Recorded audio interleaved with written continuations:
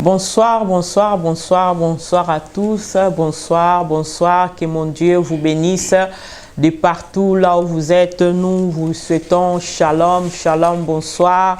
Soyez encore bienvenus une fois de plus sur notre chaîne Kratos TV. De partout là où vous êtes, que Dieu vous bénisse. Je vous invite déjà à commencer une fois de plus à partager. Je vous invite vraiment à commencer déjà à rentrer dans cette live parce que ce soir, nous avons aussi vraiment, nous sommes là pour partager la pensée du Seigneur. Nous sommes là pour parler de la part du Seigneur. Vraiment, je commence déjà à vous demander ou bien déjà de vous souhaiter bienvenue, bienvenue. Soyez là nombreux pour cette émission que nous, une fois de plus, que nous sommes venus devant vos chaînes, vos écrans, vos téléphones, vos portables. Soyez vraiment le bienvenu. Voilà, ce soir, comme vous constatez, je ne suis pas accompagnée avec Maman Chimène. Je suis toute seule, mais j'ai un invité spécial pour moi que je vais vraiment saluer ce soir. Je suis avec mon frère, je suis avec un frère que j'aime bien et je vais laisser soin de vouloir vraiment se présenter. Après, nous allons poursuivre notre émission. Shalom, Papa Dani. Shalom, bonsoir à tout le monde, bonsoir à tous, que Dieu vous bénisse. Moi, je m'appelle Frère Daniel.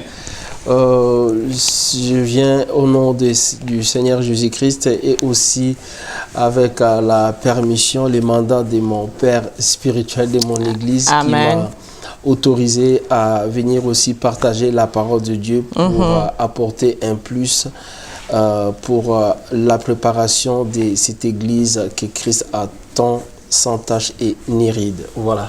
Gloire au Seigneur. Vraiment, soyez le bienvenu, Papa. Je suis vraiment ravie de vous recevoir dans cette émission parce que nous voulons traiter d'un thème qui est vraiment très important. Nous, aujourd'hui, si nous sommes là, nous voulons parler à la jeunesse. Nous avons un thème qui est vraiment très important, que nous voulons développer ce soir. C'est pour cela que j'aimerais, avant que nous puissions encore avancer, j'aimerais vraiment que les gens commencent déjà à se connecter, vraiment commencer à inviter nos frères et sœurs, les jeunes, les papas, les mamans, parce que je crois que ce n'est pas seulement les jeunes qui seront bénis, même les papas et les mamans, je crois, chacun de nous va se retrouver dans cette émission avant que je puisse dévoiler notre thème de ce soir. Et j'ose croire que ce soir, quelqu'un va être richement béni. J'ose croire que quelqu'un ce soir, oh, tu ne vas pas être déçu d'être là. Vraiment, positionne-toi, mets-toi bien sur ta chaise, mets-toi vraiment là tranquillement pour commencer déjà à nous suivre. Que le Seigneur vraiment vous bénisse abondamment. Et comme je disais que je ne suis pas seule sur ce plateau, comme vous venez déjà de constater, Papa Dani vient déjà de se présenter. Et nous sommes ravis vraiment de l'accueillir sur cette plateforme. Et nous allons commencer à aborder déjà notre thème. Notre thème, je vais déjà le dévoiler, Papa Dani, les conséquences de l'impudicité, c'est la jeunesse chrétienne. Oui, c'est vrai qu'aujourd'hui, nous constatons que nos jeunes, surtout dans ces temps de Covid, surtout dans ces temps difficiles, moi personnellement, je constatais les jeunes à l'église de plus en plus, ils commencent à se reculer, de plus en plus, ils commencent à s'enfermer. Et c'est vrai aussi, peut-être on peut aussi dire que souvent, on se focalise plus sur les grands, les mamans, les papas, mais souvent, quelque part, on met des jeunes des fois à côté, on ne leur parle pas trop, il n'y a pas cette communication. Mais c'est pour cela aujourd'hui, on a abordé ce thème, Papa Danny, les conséquences de l'impudicité, c'est la jeunesse chrétienne. Qu'est-ce que vous nous apportez ce soir? Parce que si nous allons dans le livre de 1 Timothée, la Bible est en train de nous dire que Paul est en train de conseiller à son fils, de dire que personne ne méprise ta jeunesse. Et nous voulons ce soir motiver un jeune, nous voulons vraiment encourager un jeune, réveiller un jeune par rapport à ces choses. Qu'est-ce que vous pouvez nous apporter, Papa Danny? Amen, gloire à Dieu. Je bénis le Seigneur pour ce thème qui est assez profond et ce thème que je trouve qu'on devait de plus en plus en parler parce que c'est les fléaux du siècle. Exactement. C'est vrai, quand on parle de l'impudicité chez le jeune, on parle de jeune, mais l'impudicité, c'est déjà un péché, un désir de la chair qui touche toutes les couches de la société. C'est un péché qui touche hommes, femmes, enfants. Et c'est un péché qui touche jeunes, personnes âgées. C'est un péché qui touche riches, pauvres. C'est un péché qui touche intellectuels, sages et forts. J'ai donné des exemples. Le roi David, c'était un roi. Il avait la royauté, c'était un homme haut placé, il était touché par ses péchés. Salomon, c'était l'homme le plus sage que la terre a connu. Si vous regardez les proverbes de Salomon, waouh, c'est vraiment la révélation de la connaissance, la révélation de la sagesse. Mais Salomon a été la cause des divisions d'Israël à cause de ses péchés. Et ce n'était pas la royauté de David qui l'a épargné, ce n'était pas la sagesse de Salomon qui l'a épargné. Et parlant de la force, vous allez voir un homme, ce qui est impressionnant, il y a un homme dans la Bible, il avait et la force et l'onction. C'était Samson. Si vous lisez dans 1 Samuel 15, vers la fin, vous allez voir que Samson venait de faire un exploit. Et dans 1 Samuel 16, verset 1, le même Salomon, la Bible dit, il venait de déployer l'onction et il alla chez la prostituée. Donc l'onction et la force de Salomon ne l'a pas aidé à faire face à ses péchés et à ses conséquences. Donc je tiens à dire ici, nous parlons de jeunes, mais c'est un péché qui touche toutes les couches de la société. Là, je vais parler un peu, on ne peut pas parler des ces péchés qu'on appelle impudicité sans les définir ou parler de ses conséquences, parler de ses caractéristiques. C'est vrai, parler des conséquences du péché, c'est les conséquences de l'impudicité, sans définir l'impudicité, sans parler d'où l'impudicité tire sa force, nous aidera peut-être pas à bien comprendre le sujet. En fait, si vous voulez, d'entre ce que j'ai pu méditer sur ces péchés, l'impudicité est définie comme, la Bible parle dans Galates chapitre 5, quand Paul parle des désirs de la chair, il commence par là. Paul commence par, vous voyez, quand on parle des fruits de l'esprit, la Bible commence par l'amour. Et tout ce qui vient après a un lien avec l'amour. Quand on parle des fruits de l'esprit. Quand on parle dans Galates chapitre 5, verset 21, quand on parle des fruits de l'esprit, on commence par l'amour. Et tout ce qui suit là a un lien avec l'amour. La bénignité a un lien avec l'amour. La patience a un lien avec l'amour. La joie a un lien avec l'amour. En fait, les fruits là dans son ensemble, c'est l'amour, mais subdivisé en plusieurs morceaux. Et de la même manière, quand on parle des désirs de la chair, on commence par l'impudicité. Pour dire quoi? Tout le reste est lié à ça. Parce que l'impudicité, par définition, on peut les définir de plusieurs manières. Je vais donner quelques définitions de l'impudicité et parler de ses caractéristiques avant d'aller dans les conséquences. L'impudicité, c'est quoi? Une définition simple, c'est toute relation sexuelle vécue en dehors des cadres établis par Dieu. Vous êtes jeune, vous êtes papa, vous êtes maman, quel que soit votre titre et le rang ou même l'espace que vous occupez dans la société, toute relation sexuelle que vous vivez en dehors des cadres établis par Dieu, ça s'appelle impudicité. Là, on parle des cadres du mariage. Voilà, établis par Dieu. Les cadres établis par Dieu, c'est quoi? C'est le mariage. Le mariage qui est reconnu par... Ça, là, maintenant, on vient dans les contextes.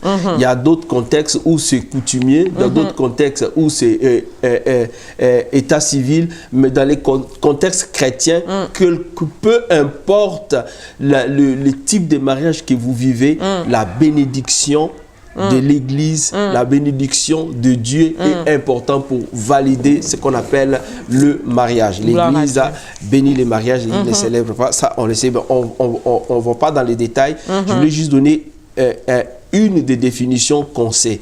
Mais cet aspect-là de l'impudicité, l'impudicité a plusieurs aspects. On peut parler de la masturbation. On peut parler de l'impudicité comme tout ce qui n'est pas pudique.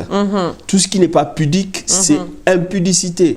Du coup, par là, on peut comprendre que l'impudicité, c'est même au niveau de la pensée, au niveau des langages. Tu peux avoir un langage impudique. On peut parler même de l'impudicité au niveau de l'attitude que tu as, au niveau de l'habillement. Donc, l'impudicité... La vue aussi, papa. Voilà. Donc, l'impudicité a une définition qui est très, très large. Parfois, on s'arrête seulement à ce qui est sexuel. Or, l'impudicité est beaucoup plus profond que ça. Et permettez-moi de vous dire une chose. Il y a même des langages qu'on dit langage impudique. Impur, si vous voulez. L'impudicité, comme chaque péché, a des caractéristiques. Vous ne pouvez pas parler des péchés sans parler des caractéristiques du péché. Quand je dis caractéristiques du péché, qu'est-ce que je sous-entends par là? Caractéristique du péché, c'est ce qui fait la force du péché. Ce qui fait la force, ce qui alimente les péchés.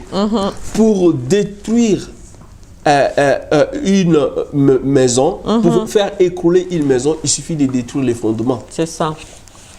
Ce qui fait la force du péché, c'est quoi? Parce que le péché, tous les péchés ont un point commun. Tous les péchés ont l'origine, les caractéristiques, et tous les péchés ont des conséquences. Maintenant, les caractéristiques du péché, de l'impudicité, c'est quoi? C'est la séduction, la ruse, la méchanceté. Ça, ce sont des éléments qui caractérisent ces péchés. Ces péchés-là, si vous voulez, tirent sa force par là. Et si vous regardez dans l'origine, quand le diable est venu séduire l'homme, il est venu par la ruse. Il est venu par la séduction. C'est par là qu'il est entré. Maintenant, l'impudicité dans la vie commune, dans la vie de chaque jour, tire sa force d'où? C'est au niveau de l'environnement, au niveau de l'éducation, au niveau de tout ce qui est générationnel. Il y a des gens qui sont liés avec ces péchés par l'environnement. Exactement. Il a été bien éduqué par ses parents, mais l'environnement l'a conditionné à ça. Les autres, c'est hérédité. Il est né normal, mais dans sa vie, ils ont été conditionnés à vivre dans ces problèmes-là. Il y a ces péchés touchent, je vous ai dit au début, touchent toutes les couches de la société. Mais là, quand vous parlez que ça touche dans ces niveaux-là, on peut aussi voir dans un niveau spirituel. Dans tous les sens. Là, j'ai défini juste, comme avec la congrégation des mots, les dictionnaires, ce que ça veut dire l'impudicité. Mais on sait que ça a des conséquences. Quand on parle des conséquences, on touchera l'aspect physique, spirituel, émotionnel et tout. Maintenant, quand je disais, le péché tire sa force, le péché influence chaque couche de la société. Il y a ces péchés-là dans la Bible, si vous regardez, ça a touché des familles, ça a touché des royautés, ça a touché même des villes. Vous regardez l'histoire de Dinah, par exemple. il y a le fils d'un roi de Sichem qui a été juste par le plaisir de ses désirs touché à la fille de Dina qui était la sœur des Lévites. Conséquence, c'est tous les mâles de cette ville-là qui ont connu la mort. Ça, c'est pour dire les péchés de l'impudicité influencent la société, mais dans les contextes très, très larges. Ce que je voulais dire aussi à propos de ces péchés, vous allez remarquer qu'à chaque fois que l'homme tombe sous la domination de ces péchés-là, ça va beaucoup plus loin. Il y a des péchés qui s'arrêtent seulement au niveau physique. Mais le péché de l'impudicité touche le corps, l'âme et l'esprit. C'est pourquoi je voulais juste, avant qu'on parle des conséquences de ces péchés, je veux qu'on comprenne une chose. La Bible dit dans 1 Corinthiens chapitre 6, versets 18 à 19, fuyez l'impudicité. Tout péché est hors du corps. Mais celui qui pêche, qui tombe dans l'adultère, c'est-à-dire dans l'impudicité, pêche contre son propre corps. Voyez la particularité de ces péchés. Donc le péché de l'impudicité, pour comprendre d'une manière profonde ses conséquences, il faut d'abord comprendre ça s'est produit où et comment. Je vais vous dire une chose. C'est très important de comprendre les mécanismes d'une maladie afin de trouver les remèdes. Nous sommes conscients de l'impudicité, mais nous ne réalisons pas les dégâts que ça cause. C'est les fléaux du siècle. Exactement. Chers bien-aimés. Et que ça détruit aussi beaucoup. Voilà. Ces péchés-là, quand on parlera des conséquences, vous comprendrez, ça détruit des familles, ça détruit toute couche des sociétés. Dans l'histoire de la Bible, sa fragilité des royautés, ça a brisé des familles. Et c'est très important de comprendre maintenant, ça s'est produit où et comment. Les péchés de l'impudicité se produit dans le corps, dans l'âme et dans l'esprit de l'homme. Nous devons comprendre une chose. La Bible, ça c'est l'étude anthropologique de l'être humain. Quand on parle de l'être humain est composé du corps, de l'âme et de l'esprit. J'aimerais qu'on comprenne un peu ça. Ça va nous aider à comprendre comment les conséquences de l'impudicité influencent la vie de l'homme. L'homme, quand Dieu l'a créé esprit, habitant dans un corps, possédant une âme. C'est quoi les corps? Quand on parle du corps, on parle de la chair physique, les bras, la main, la chair physique, mais on parle aussi des 5 sens. C'est-à-dire quand on parle des corps, on parle des yeux, on parle aussi de la vue. On parle de l'oreille, on parle aussi de l'écoute, on parle de la main, on parle aussi de toucher, on parle de la langue, on parle aussi de goûter, on parle du nez, on parle aussi de l'odorat.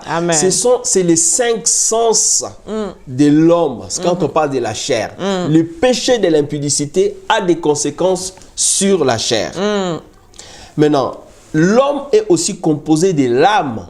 Le péché de l'impudicité touche aussi l'âme de l'homme. C'est pourquoi je dis il y a des péchés qui se limitent au niveau de l'âme ou au niveau des corps, mais le péché de l'impudicité touche le corps, l'âme et l'esprit. Maintenant, l'âme de l'homme, c'est quoi? Le péché de l'impudicité touche l'âme au niveau émotionnel, au niveau des sentiments, au niveau de la décision, au niveau de la volonté.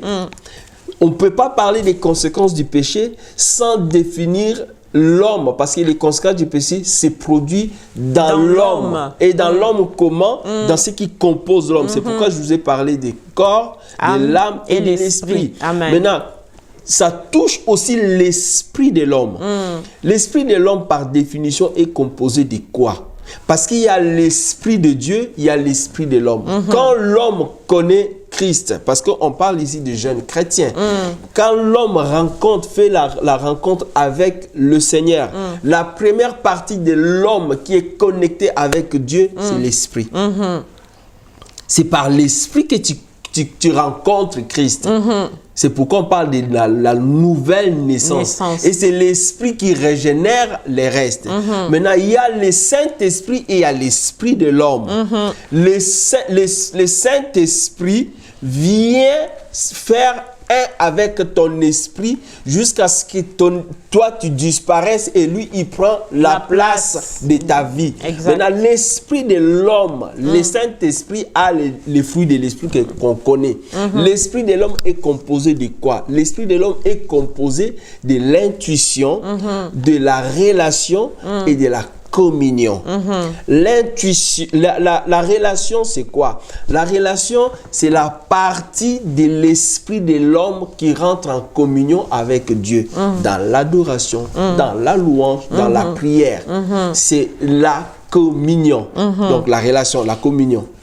La deuxième partie de l'esprit de l'homme, partie composante de l'esprit de l'homme, c'est l'intuition. L'intuition, c'est quoi? L'intuition, c'est la partie de l'esprit de l'homme qui t'aide à discerner, qui t'aide à exercer les dons spirituels. Ça s'appelle l'intuition, c'est au niveau de ton esprit. L'esprit de l'homme est composé de quoi? L'esprit de l'homme est composé de la relation. C'est-à-dire, c'est au niveau de la relation que tu rentres, tu pries, tu rentres dans l'adoration. C'est au niveau de la relation avec Dieu que tu rentres dans la louange. Maintenant, quand le péché vient dans l'homme, il touche aussi son esprit. Donc, il va toucher ta communion, il va toucher ta relation, et il va toucher ton intuition. Les conséquences du péché se produisent à ce niveau-là. Et papa, là, nous sommes en train de parler vraiment par rapport à la jeunesse. Est-ce que la jeunesse aujourd'hui, est-ce qu'elle a vraiment cette conscience de dire que non, je suis jeune chrétienne et je sers le Seigneur? Par exemple, il y a beaucoup de jeunes qui sont dans l'adoration, comme vous avez mentionné l'adoration et la louange, et ils sont dans l'église. Ils servent les Seigneurs dans l'église, ils sont dans la louange et l'adoration, mais est-ce qu'ils sont conscients de ces problèmes de l'impudicité? Parce que souvent, on remarque que les jeunes, ils sont là, ils sont en train d'œuvrer pour le Seigneur, mais seulement dans l'église. Mais lorsqu'ils sortent en dehors de l'église, ce sont des autres personnes. Qu'est-ce que, Papa Daniel, vous pouvez augmenter par rapport à cet aspect? Je pense qu'avec le temps, avec les erreurs qu'on a pu observer et faire, j'ai réalisé une chose. Nous sommes de moins en moins conscients des conséquences de ces péchés. Et nous sommes de moins en moins éduqués, même au niveau de la société, par rapport à ce péché. Dans nos valeurs culturelles, cette réalité de l'impudicité a été beaucoup combattue et il y avait des cadres. Aujourd'hui, c'est beaucoup dégradé. Malheureusement, cette influence a touché aussi l'Église. Il y a beaucoup plus de jeunes. Quand je parle de la conscience de ces conséquences, on est conscient que c'est un mal, mais on n'est pas conscient comment est-ce que ce mal-là ruine nos vies. Parce qu'il y a des situations qui arrivent. Je connais ça, j'ai pu observer ça et j'ai suivi des gens qui ont connu ces genres de problèmes. Il y a des problèmes qu'on rencontre dans la vie. On n'est même pas conscient que ce que j'ai là comme souffrance, ce que j'ai là comme situation compliquée est lié à l'acte sexuel que j'ai commis. Beaucoup ne sont pas conscients de ça. C'est pourquoi je dis, quand on parle de la conscience, il faut aller beaucoup plus en profondeur. Tu peux être conscient que quelque chose est mal, mais tu ne l'es pas vraiment comme il faudrait l'être. Voilà, je vais donner quelques exemples. Papa Daniel, juste avant que vous puissiez avancer, est-ce que l'Église aujourd'hui a réalisé ces problèmes? Parce que nous voulons vraiment aider les jeunes. Enfin, que les jeunes sortent dans ces types de problèmes, parce que lorsque nous allons parler des conséquences, on voit qu'il y a des conséquences graves. Il y a des foyers qui étaient détruits par rapport à ces péchés. Est-ce que l'Église aujourd'hui, pourquoi elle est de moins en moins informée les jeunes par rapport à ces péchés? Où est vraiment juste le problème? Moi, je pense que le problème, c'est qu'on ne prend pas beaucoup de temps à pénétrer à parler et à pénétrer la profondeur du mal que ça cause, ces péchés dans nos vies. Nous parlons de l'amour.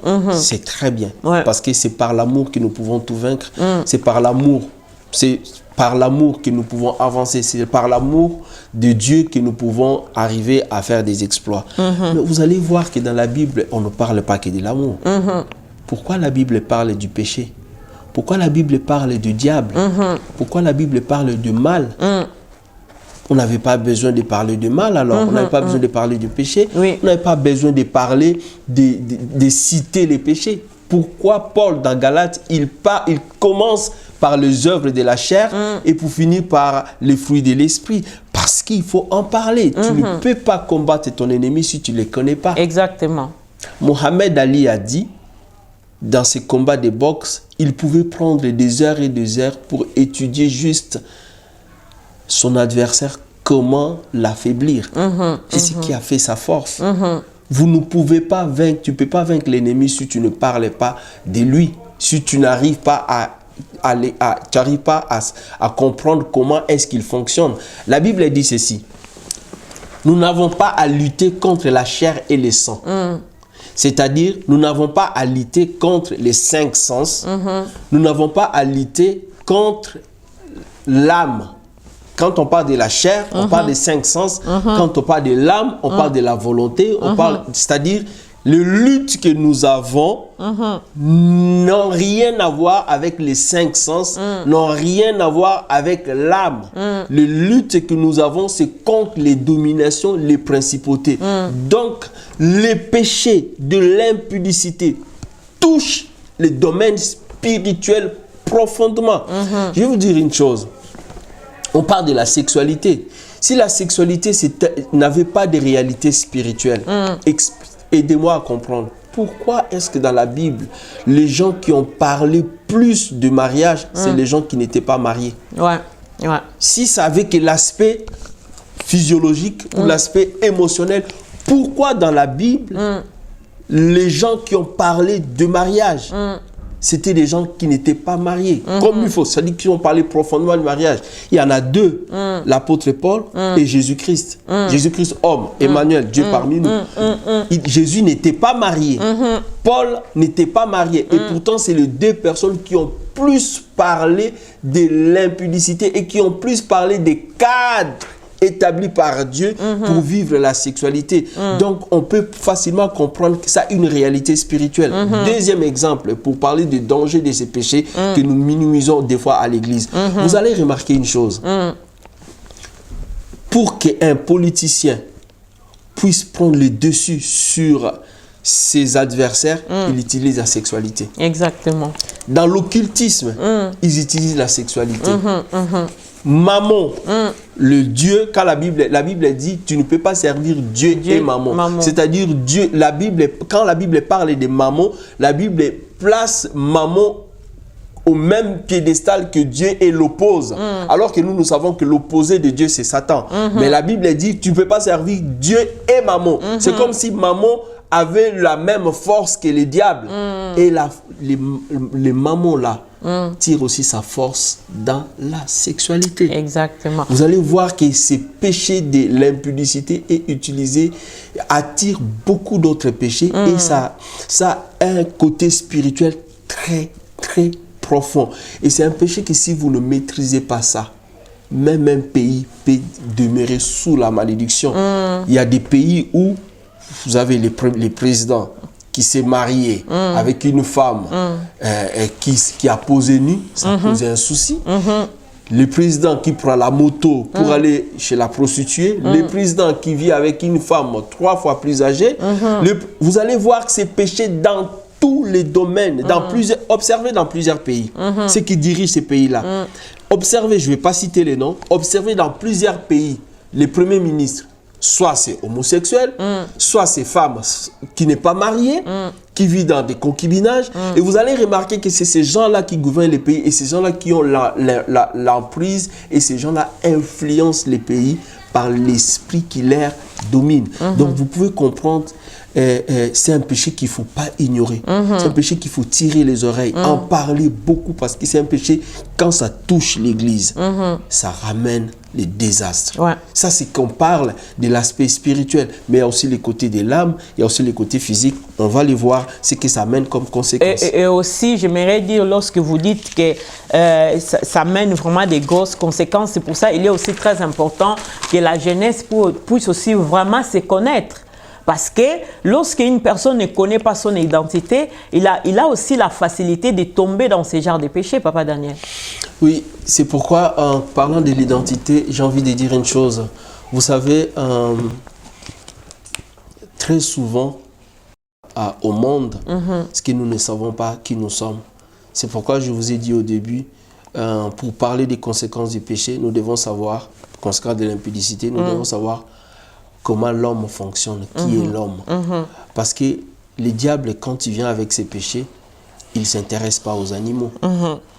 Quand il vient avec ses péchés, il s'intéresse qu'aux êtres humains. Pourquoi? Pourquoi les humains? Vous allez remarquer une chose.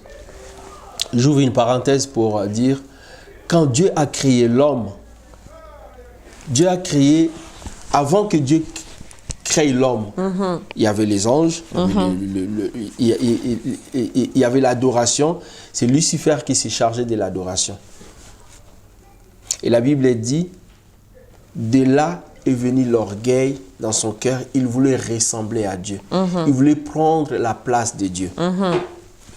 Il y avait un combat au ciel, Dieu l'a précipité sur la terre. Pourquoi est-ce que Dieu n'a pas pardonné? C'est une parenthèse.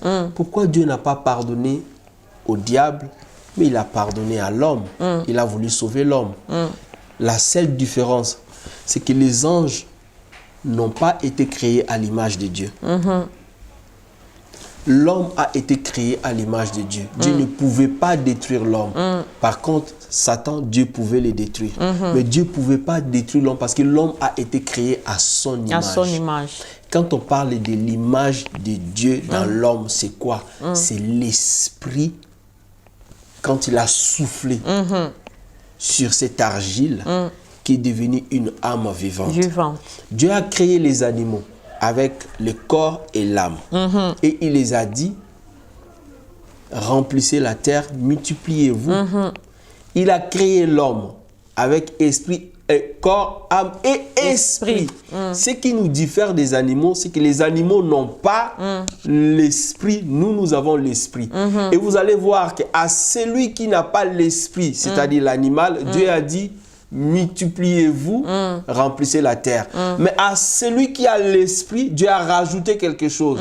Hormis multipliez-vous, remplissez la terre, Dieu a dit dominez, assujettissez. Ça veut dire la domination et l'assujettissement, c'est les domaines réservés à l'esprit.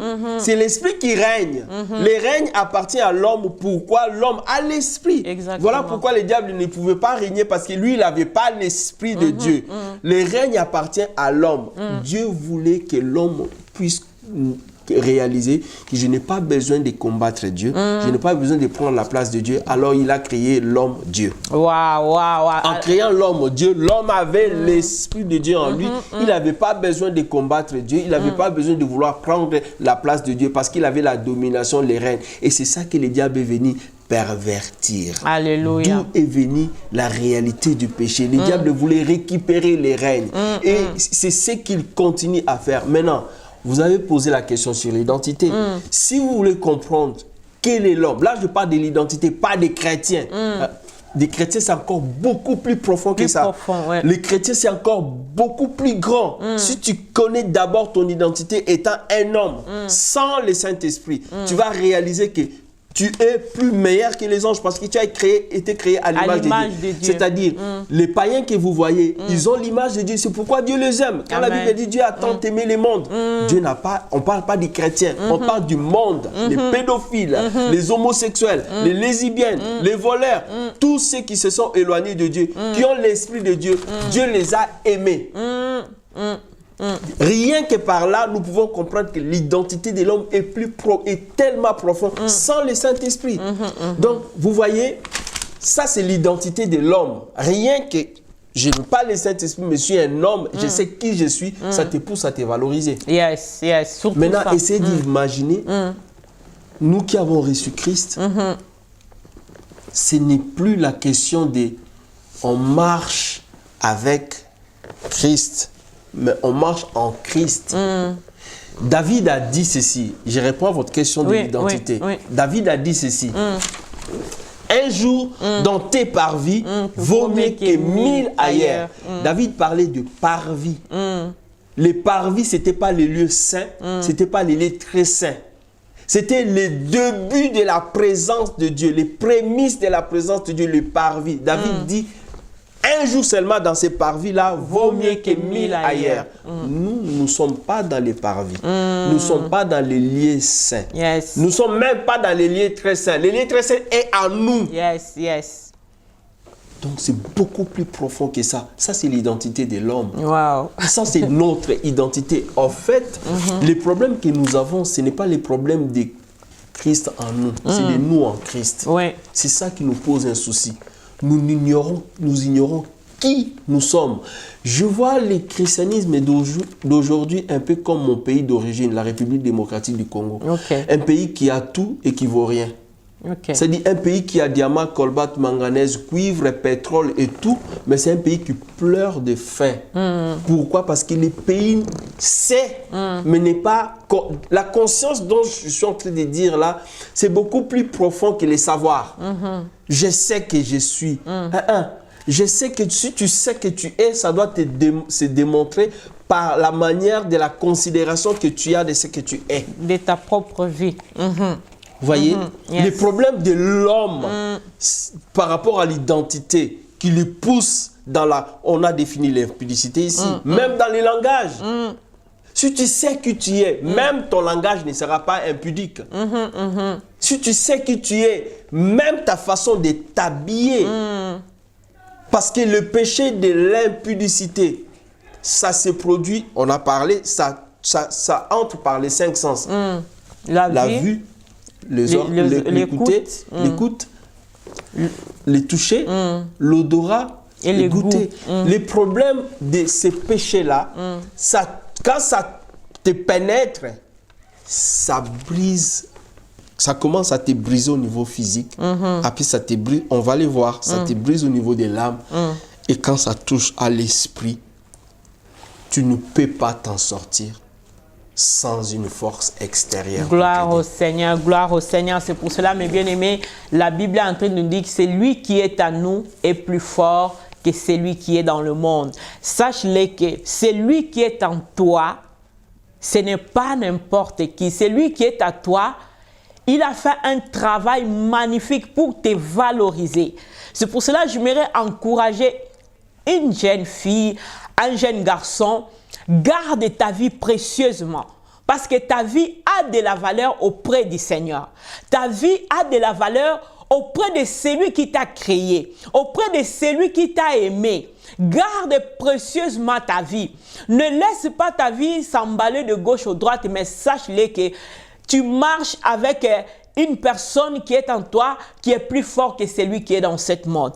Vous savez, ce qui est dans le monde, il peut nous détruire. C'est que le monde peut nous influencer. Déjà, papa, on va rentrer dans cela parce que tout ce qui est dans ce monde peut nous influencer comme dans le mal ou bien comme dans le bien. Mais c'est à nous de prendre conscience qui nous sommes, Papa Dani. Est-ce que si on peut déjà aller vivement, et d'ailleurs dans le livre selon 1 Corinthiens 15, verset 33, la Bible a entendu, ne vous trompez pas, le mauvaise compagnie corrompt les bonnes mœurs. Nous sommes en train de voir, vous avez cité un point là qui a détruit même famille. Nous sommes aussi en train de voir dans la famille de David aussi, qui a détruit aussi Amnos, le fils de David, qui a aimé sa sœur Tamar. Et il y a eu un ami qui est venu le conseiller, lui donner même les techniques, comment tu dois faire pour pouvoir aller jusqu'à l'acte. Et lorsqu'il a fait même cet acte, au même moment, il n'a plus pris il a tout de suite senti le dégoût, je crois, et parce qu'après, il avait chassé sa sœur. Parce qu'on voit les conséquences qu'il a apportées après. il y a aussi des conséquences qui est venues après. C'est pour cela que j'aimerais bien qu'on rentre vraiment dans les conséquences. Quelles sont les conséquences? Parce que lorsque nous voyons une famille qui était bien, tranquille, mais lorsqu'il rentre ses péchés, il y a toujours la destruction qui rentre. Papa, nous sommes en train de voir dans ces familles que son frère a aimé sa sœur, mais si nous lisons plus loin dans la Bible, nous voyons des graves conséquences qu'il a causées dans ce problème. Bel exemple de David. Ça, c'est vraiment un très bon exemple. Que Dieu te bénisse, ma sœur. Je voulais juste revenir un peu sur l'identité pour marquer un peu l'importance de savoir qui on est pour faire face à ces péchés. Vous savez, quand on parle de mariage, j'ai une pensée à vous révéler. Quand on parle de mariage, la Bible dit l'homme quittera son père, sa mère, s'attachera à sa femme, les deux deviendront une seule chair. Et Paul, qui a eu la révélation du mariage, dit le mariage de l'homme et de la femme, c'est comme Christ et l'Église. Comme, ça ne veut pas dire identique. Il y a une nuance, il y a une différence entre le mariage qu'on a physiquement et avec Christ. Je vais vous dire. Quand je me marie avec ma femme, nous devenons une seule chair. Pas d'une seule personne. Une seule chair, c'est-à-dire deux personnes différentes qui forment une seule chair. Et quand tu trompes ta femme ou ton mari, que vous formez une seule chair, les conséquences sont graves. Maintenant, regardez la différence. Nous, avec Christ, nous ne sommes pas une seule chair. Nous sommes une seule personne. Voilà la différence. Moi, avec ma femme, nous sommes une seule chair. Mais moi, avec Christ, nous sommes une seule personne. Vous voyez la différence? Quand tu te maries avec ton mari, ta femme, tu n'es pas le maître de son esprit. Son esprit appartient à Dieu. Mais vous partagez le corps et l'âme. C'est pourquoi la Bible dit que vous êtes une seule chair. Maintenant, mais quand tu donnes ta vie à Christ, vous devenez une seule personne. Paul dit tel il est, tel nous sommes. Si je vis, c'est le plus moi qui vis, c'est Christ qui vit en moi. Vous voyez la différence? Christ en nous, nous sommes une seule personne. Donc la gravité de l'impudicité, quand on est chrétien, est beaucoup plus profond que quand on est païen. Parce que quand on est chrétien, on a une alliance à préserver. On est une seule personne. Ça veut dire quoi? Quand tu commets cet acte, ça veut dire, je suis marié, j'oblige ma femme à assister dans l'infidélité que je commets. C'est ça. C'est pourquoi quand je définis les péchés, je dis le péché de l'impudicité est tellement profond, même dans les mots, dans la pensée, dans le subconscient. C'est un péché. Je suis indigné. J'ai été plusieurs fois victime de ces choses-là. C'est avec beaucoup de rage, c'est avec beaucoup de révolte que je parle de ces péchés. Ça a beaucoup détruit. Si je vous raconte mon histoire, vous pouvez comprendre de quoi je parle. Oui, Papa Daniel, c'est une raison de plus que nous puissions aller rapidement dans les conséquences. Quelles sont les conséquences qui apportent? Parce que nous voulons aider vraiment la jeunesse. Nous voulons aider une jeune fille ou un jeune garçon qui est à l'église. Mais il vit ces choses. Il ne voit pas la gravité de cela, mais quelles sont les conséquences avec ce genre de personnes pour se réveiller? Non, j'ai un Dieu en moi, alors je dois avoir une bonne conduite. Voilà, je vais parler des conséquences. Par exemple, je vais juste donner quelques passages bibliques que vous pouvez méditer. Ce sont des histoires qui sont vraies et réelles dans la Bible. Et vous allez voir les conséquences à apporter dans leur vie. Et après, je vais maintenant aller dans les détails. Dans les livres de Samuel, 2 Samuel 12, versets 12 à 18, on parle de ces péchés-là que David a commis. David, c'est un homme selon le cœur de Dieu. David a marqué l'histoire de l'humanité par sa fidélité, par la force, par l'onction. Il jouait le rôle de roi, de prophète et de sacrificateur. C'est le seul d'ailleurs qui a joué ces trois rôles dans l'histoire de la Bible. Et vous allez voir que cet homme, à cause de ses péchés, ça a apporté des conséquences graves dans sa vie. Vous lisez aussi dans 2 Samuel 13, à partir du verset 1, vous lisez l'histoire d'Absalom, fils de David. Vous allez voir comment cette famille a été décimée par ses péchés. Ça touchait le corps, l'âme et l'esprit. Vous regardez aussi dans Genèse chapitre 34, versets 1 à 6 et versets 25 à 29.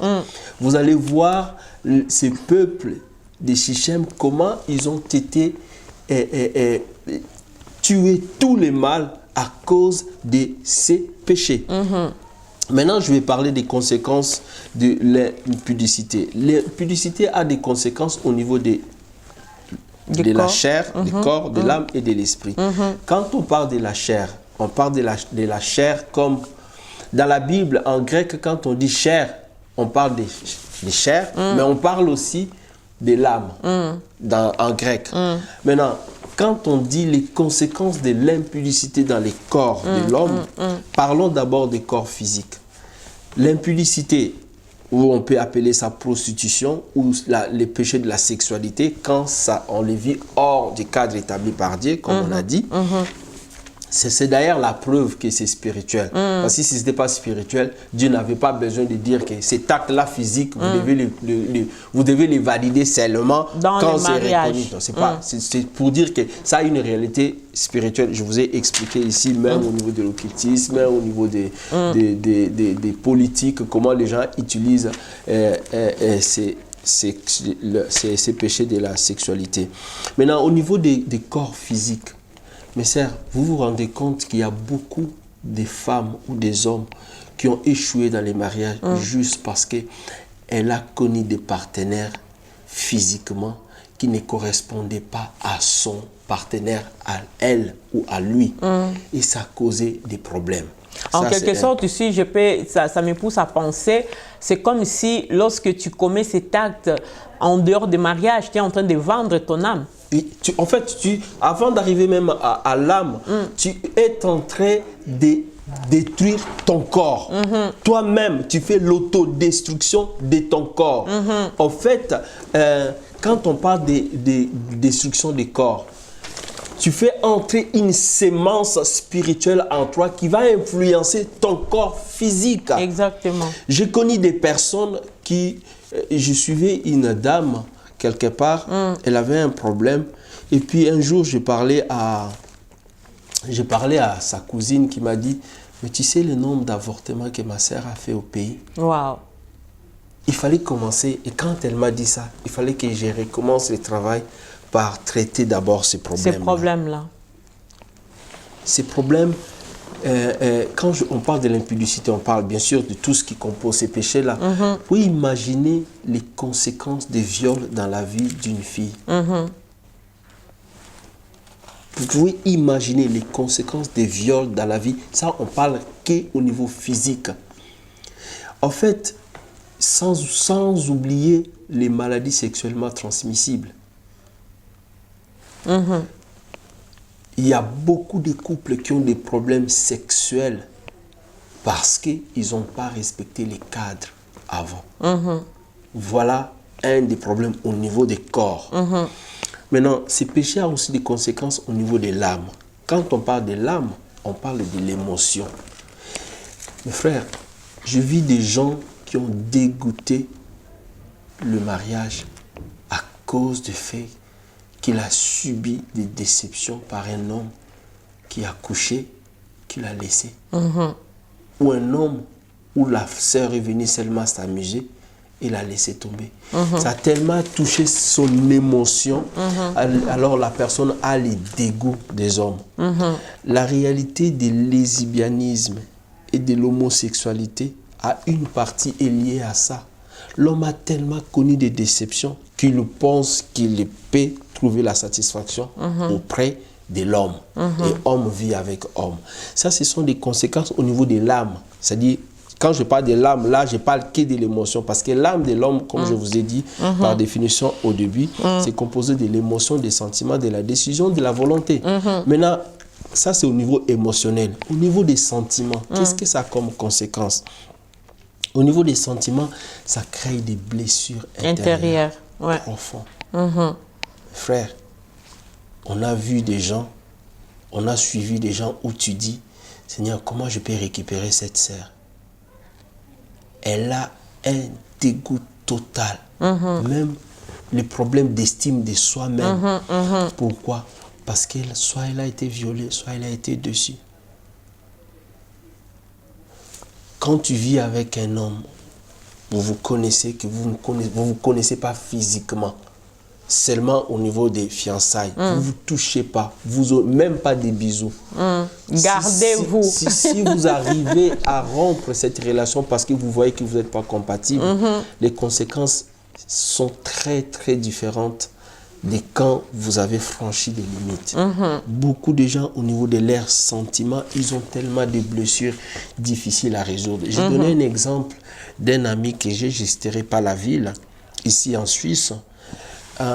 Sa femme avait un problème parce qu'elle a subi des problèmes en son enfance qui a perturbé sa vie.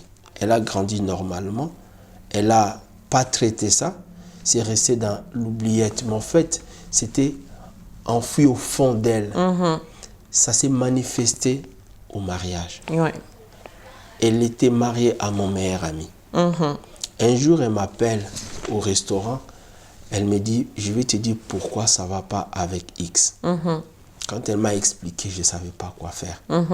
Parce que j'étais en face d'une sœur, elle est blanche, hein. J'étais en face d'une personne qui a brisé la vie de mon meilleur ami, mais elle est aussi victime de quelque chose qu'elle a connu, aussi quand avant. Elle était enfant.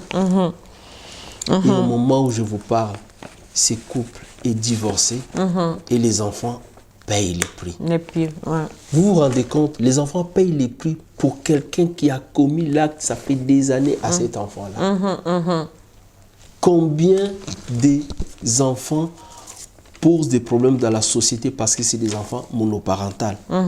Tout ça, c'est au niveau des sentiments, au niveau de l'âme. Ces péchés de l'impudicité influencent aussi la décision de l'homme.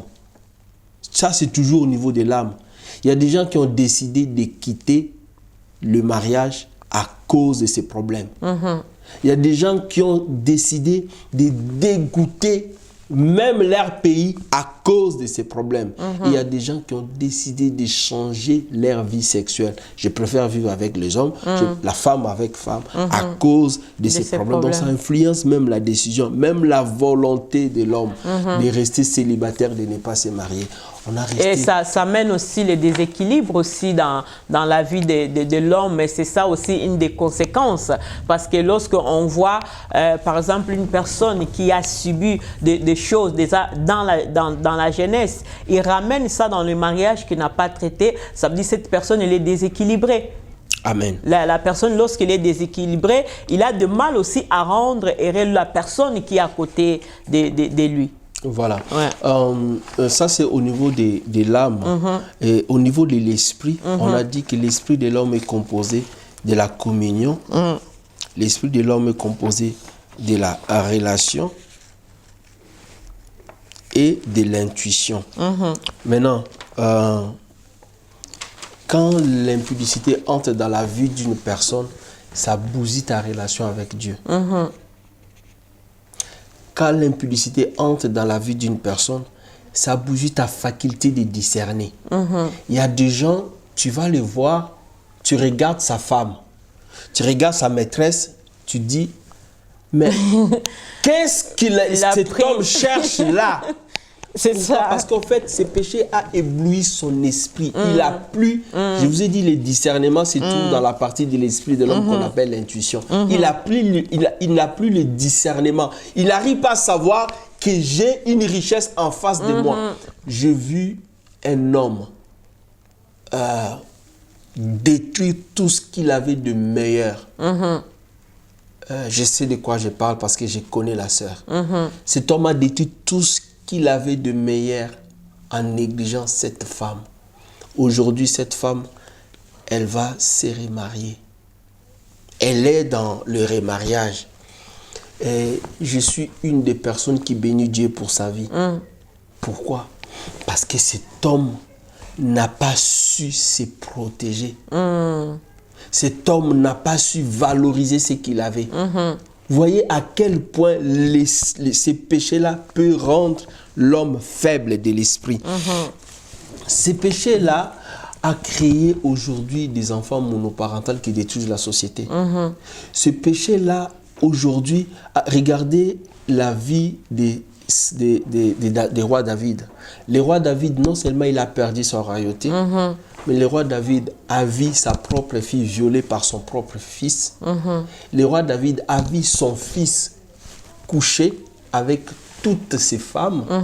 Le roi David a vu son fils mourir, le fils qu'il a eu avec la femme d'Uri, mourir alors qu'il a gêné pour. Et ce n'est pas fini. Le péché que le roi David a commis là, ça a suivi son fils Salomon avec le même problème. Le péché de l'impudicité peut avoir des couleurs normales, c'est-à-dire on parle de l'environnement, mais c'est un péché, tu peux aussi l'hériter par le sang.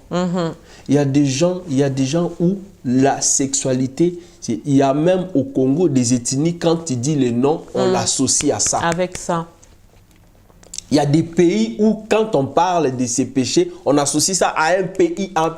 Ah, les femmes de ces pays-là, voilà comment elles sont. Vous voyez, ces péchés, c'est pourquoi la Bible met l'accent sur ça. C'est pourquoi la Bible dit, celui qui pêche avec l'impudicité, pêche contre son propre corps. Alléluia. Mais frères et sœurs, je voulais juste attirer votre attention sur un point.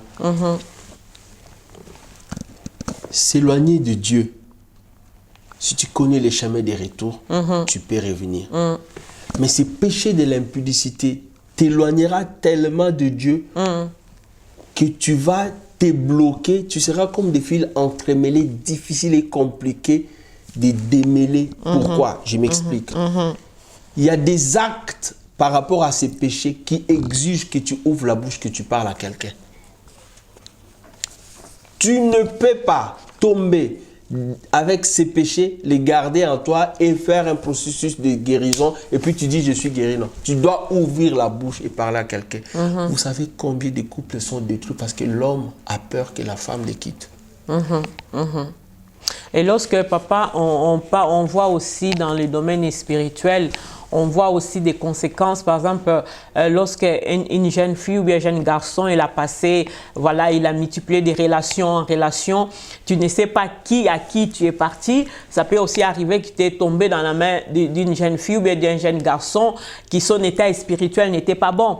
Et lorsque une fois tu vas vouloir te marier, il y a déjà une porte qui était ouverte. On peut voir aussi dans le domaine spirituel, ça mène aussi les conséquences des maris de nuit, des femmes de nuit. Il y en a des hommes qui ont ils ouvrent la porte, l'homme a les femmes de nuit, la femme a des maris de nuit. Donc la raison pour laquelle ce soir nous voulons vraiment conscientiser la jeunesse, que nous puissions regarder que ces péchés elle amène à la mort. D'ailleurs, la Bible nous dit les salaires du péché, c'est la mort. Et lorsque la mort rentre, donc il n'y a plus la vie. Lorsque Dieu s'éloigne de toi, donc ça veut dire que c'est la mort qui règne.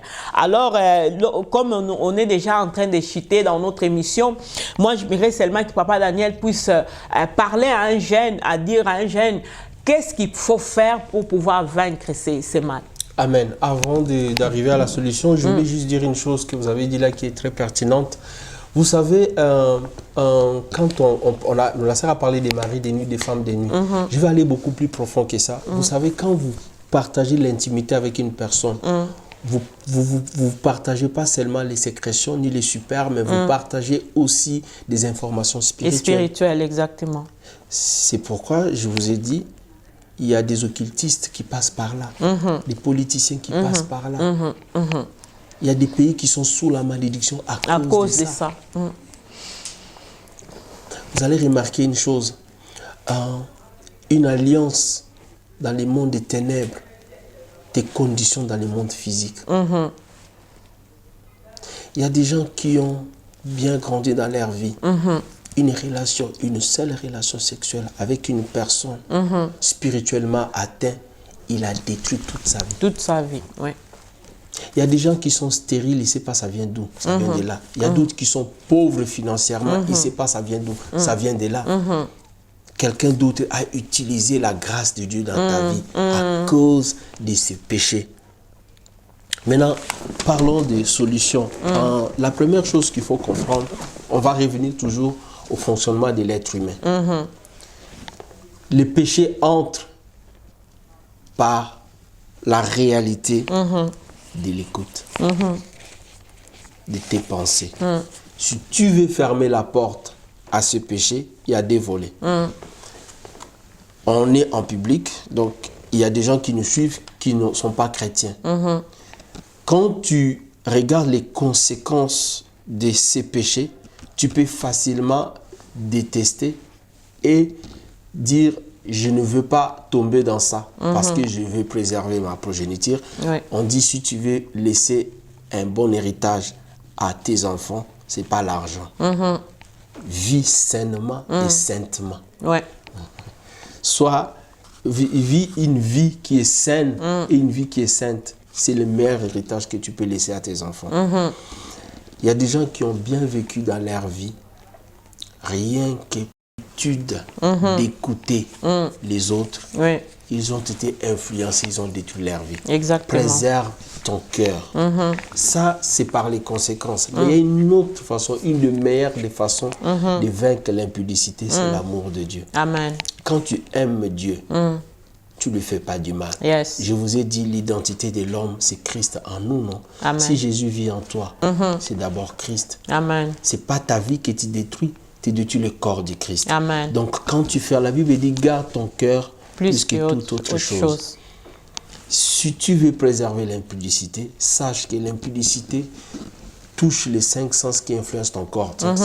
Tes 5 sens donnent l'information à ton cœur.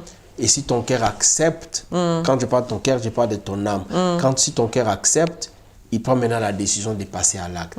C'est pourquoi dans Jacques chapitre 1, verset 13, la Bible dit que personne dise que Dieu le tente. Dieu ne tente personne et il est lui-même aussi tenté par personne. Amen. Chacun est attiré par sa propre convoitise. Amen. Ce péché-là vient quand toi-même tu actives ta propre convoitise. Si tu veux éviter le péché de l'impudicité, vis l'amour de Dieu, aime Dieu profondément. Quand je dis aimer Dieu, lui donner vraiment la première place dans ta vie. Aimer Dieu, c'est prendre du temps à méditer sa parole. Quand tu médites la parole de Dieu, tu médites la personne de Jésus-Christ. Amen. Tu cherches à connaître la personne de Jésus-Christ. Et la vie des prières, c'est ça qui va t'aider. Mais je voulais quand même revenir sur un point que je trouve très pertinent, que j'ai médité aujourd'hui. J'ai partagé avec une sœur, mais j'ai médité aussi aujourd'hui, j'ai partagé avec mon frère en venant ici, sur Ève dans les jardins d'Éden. Et juste rapidement, papa, parce qu'on va bientôt finir. Vous savez, qu'est-ce qui s'est passé pour que Ève tombe? Le diable est venu dire à Ève, Dieu a-t-il réellement dit? Je vais vous poser une question. Ça touchait mes oreilles quand j'ai entendu ça. On ne peut pas commencer à parler avec une personne pour la première fois et on dit, Dieu a-t-il réellement dit? Le fait que les serpents disent à Ève, Dieu a-t-il réellement dit, ça veut dire qu'ils avaient déjà l'habitude de parler. Je ne peux pas rencontrer ma soeur pour la première fois, je dis, Dieu a-t-il réellement? Non, ça veut dire qu'on a l'habitude de parler. Et enfin, je voulais mettre des doutes en toi, c'est pourquoi j'ai posé la question. Qu'est-ce que ça veut dire, Dieu a-t-il réellement dit? Dieu a-t-il réellement dit? Ça veut dire que la femme avait déjà eu la possibilité de dire au serpent, cet arbre-là, on ne peut pas le toucher. C'est pourquoi le serpent, pour lui ramener dans les doutes, il a dit, tu penses vraiment qu'il a dit ça? Donc la femme a dit répéter déjà ça au serpent. Qu'est-ce que j'essaye de dire? Je vais en arriver à la fin. C'est à l'homme que Dieu a donné la responsabilité de garder les jardins, de protéger. Pourquoi Dieu a dit à l'homme de garder, de protéger? Ça veut dire que Dieu savait qu'il y avait l'ennemi.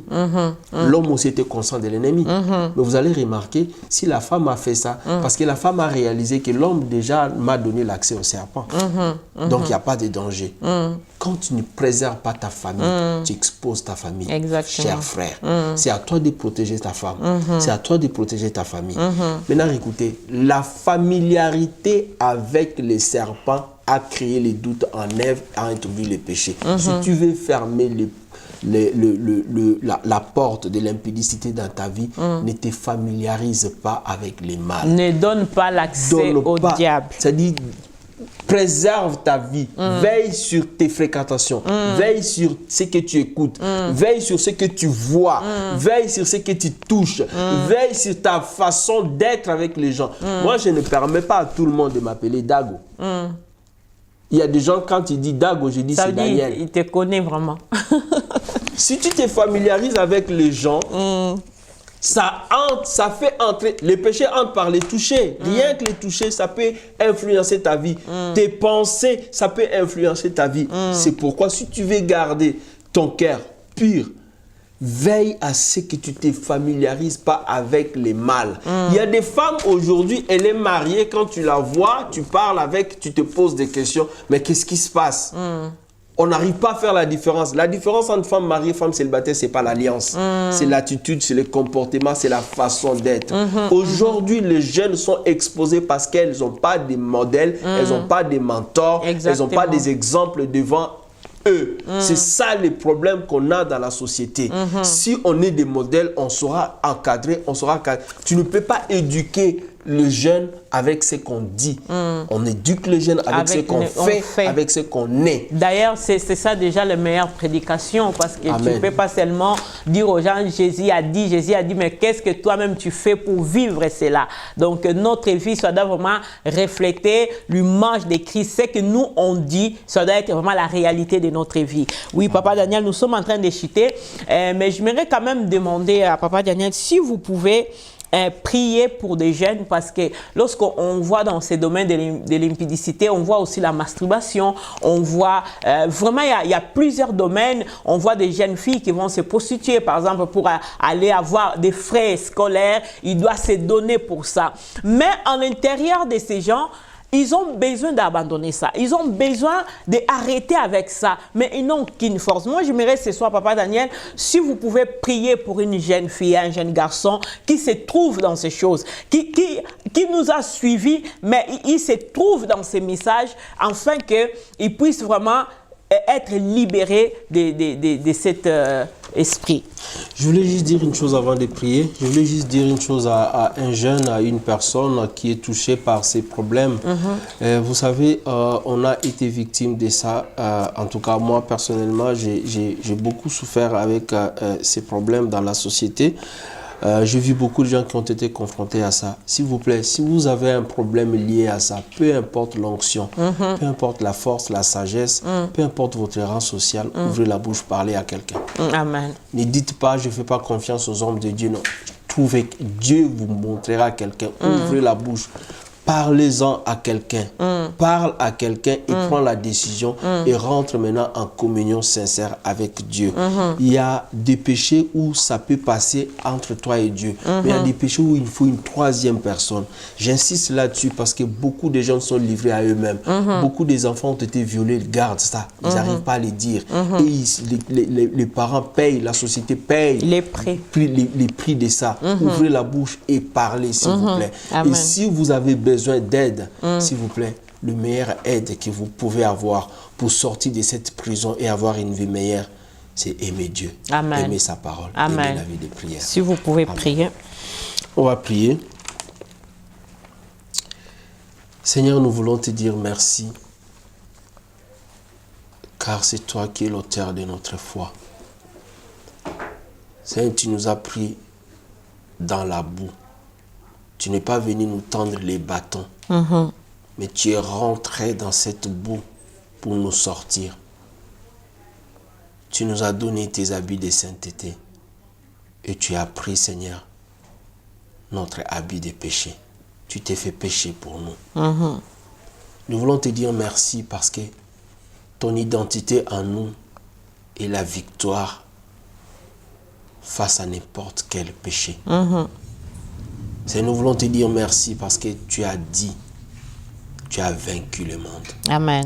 Et nous ne saurons jamais vaincre ces péchés sans toi. Amen. Voilà pourquoi ce soir, Seigneur, j'ai prié pour que tu apprennes un jeune à t'aimer, à aimer ta parole, à aimer ta personne. Seigneur, tu nous as valorisés pour venir vivre en nous. Amen. Plus que vermisseaux que nous sommes. Tu as choisi notre cœur, notre vie comme ta demeure. Et la seule façon de t'honorer, c'est de t'aimer. Amen. Seigneur, apprends-nous à t'aimer. Apprends-nous à t'aimer et à réaliser que vivre dans le péché de sexualité, c'est te tromper et t'obliger à assister. nous voulons te supplier de nous apprendre, Seigneur, à t'aimer. Nous ne voulons pas te craindre parce que nous avons peur des conséquences du péché. Nous voulons te craindre parce que nous t'aimons. Amen. Nous ne voulons pas, Seigneur, fuir l'impudicité parce que ça peut nous amener des maladies. Nous voulons fuir l'impudicité parce que nous t'aimons. Amen. Nous ne voulons pas fuir l'impudicité parce que, Seigneur, nous avons peur que notre âme soit souillée. Mais nous voulons fuir l'impudicité parce que nous t'aimons. Ton amour change nos vies. Amen. Seigneur, que ton amour pénètre la vie de ces jeunes. Que ton amour touche notre profond être, oh Dieu. Nous comptons sur toi pour nous délivrer. Seigneur, apprends à l'Église à aider les jeunes, à parler aux jeunes de ses péchés et de ses fléaux, ô Père. Seigneur, apprends-nous à vivre comme nos contemporains, à vivre comme nos aînés. Seigneur, Paul a dit, si j'ai vu, c'est Christ qui vit en moi. Yes. Alors, Seigneur, nous voulons vivre cette vie où c'est toi qui règnes, où c'est toi qui domines. Seigneur, délivre-nous de l'impudicité, de la masturbation, de l'impureté. Seigneur, délivre-nous. Seigneur, délivre-nous. Seigneur, délivre-nous de l'adultère. Délivre-nous de la fornication. Délivre-nous, Seigneur, de ces pensées uniques, Seigneur, qui tordues, qui nous éloignent de toi. Délivre-nous, Père. Délivre-nous, Papa. Amen. Nous voulons être ces hommes qui vont parler de Christ sans rougir. Ces hommes qui vont parler de Christ et toucher des âmes. Merci pour le nom de Jésus. Merci pour l'amour de Dieu. Merci pour ces jeunes que tu as touchés. Dans le nom de Jésus-Christ. Amen. Amen. Gloire au Seigneur, gloire au Seigneur. Voilà, nous sommes arrivés à la fin de notre programme. Papa Danny, merci beaucoup vraiment de venir nous honorer, de parler de ces choses. Parce que c'est vrai que j'ai senti qu'il y a tellement de choses qu'on peut encore parler de ce sujet. On n'a pas fini, vu que le temps, on ne peut pas rester là des heures de temps à parler de ça. Mais du peu que nous avons parlé, ce soir, j'aimerais t'encourager. Toi, jeune fille, toi, jeune garçon, préserve-toi, garde-toi, donne ta vie à Christ, demeure dans les Seigneurs, reste attaché à Jésus-Christ de Nazareth. C'est lui qui valorise ta vie. Et je sais que lorsque tu vas préserver cela, et tu auras un mariage heureux. Pourquoi nous voulons parler de ces choses? Parce que nous voulons conscientiser la jeunesse. Peut-être aujourd'hui, l'Église ne parle pas souvent de ça. C'est comme si un sujet tabou, mais nous devons en parler parce qu'on voit beaucoup de jeunes qui souffrent, beaucoup de jeunes qui sont vraiment touchés par ces choses. Ils sont à l'église, ils servent à l'église, mais quelque part, ils sont malades par rapport à ces choses. Voilà la raison pour laquelle nous voulons vraiment, nous sommes venus pour conscientiser cette jeune fille, cette jeune femme. Vraiment, toi qui étais là en train de nous suivre, soyez richement bénis et continuez à partager ces messages, que ces messages arrivent vraiment au plus profond, vraiment au plus profond. Continuez à partager, partagez-les. Toi qui étais là, en train de nous suivre des débuts jusqu'à la fin, que mon Dieu te bénisse. Soyez richement bénis, continuez à partager. Et nous vous disons vraiment merci et vraiment à très bientôt avec une prochaine numéro, avec une prochaine émission et vous serez encore richement bénis. Soyez toujours connectés sur cette chaîne Kratos TV. Le Seigneur ne manquera pas de vous bénir. Soyez vraiment nombreux à vous connecter. Connectez-vous. Vraiment, je sais que le Seigneur est en train de faire du bien et je sais que le Seigneur a fait du bien ce soir à une personne qui nous a suivis. Soyez vraiment bénis et nous vous disons à la prochaine. Merci Papa Daniel. Merci et je ose croire que nous aurons encore des occasions de partager ces choses. Et vraiment, que le Seigneur vous bénisse et à très bientôt. Nous vous disons au revoir. Merci. Bye bye, à la prochaine. Merci beaucoup.